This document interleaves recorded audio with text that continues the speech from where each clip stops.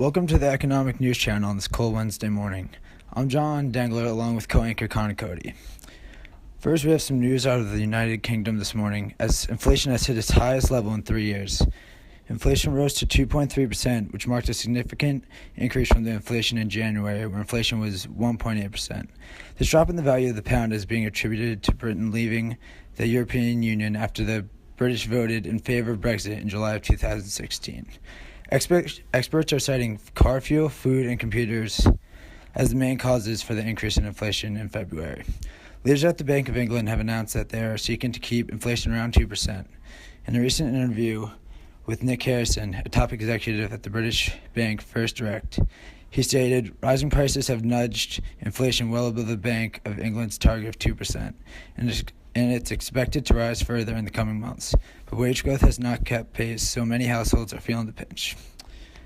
The British economy is certainly something to keep an eye on. I'll now pass it to Connor for news coming out of the United States. Donald Trump plans on implementing a 0% tax rate while also dropping the tax brackets from 7 to 3 or 4. President Trump promised to eliminate taxes for low-income Americans during his campaign. However, today's code states that the standard deduction serves at an effective 0% rate. Gross income is automatically reduced by $6,300 if you're single or by $12,600 if you're married, filing jointly. Trump and GOP candidates have proposed to greatly increase the amount of reduction given, even possibly by $15,000 for singles and $30,000 for married couples. These tax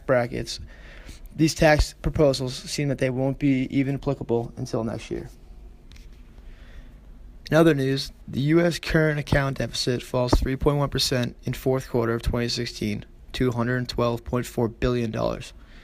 The drop is tied to a surprisingly large increase in primary income returns on American-owned assets held abroad.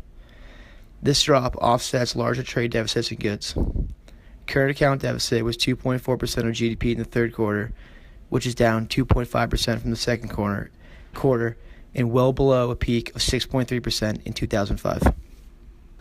That is all the time we have today. Thank you for joining us and hope to see you next time on the Economic News Channel. Here from New York, I'm John Dengler.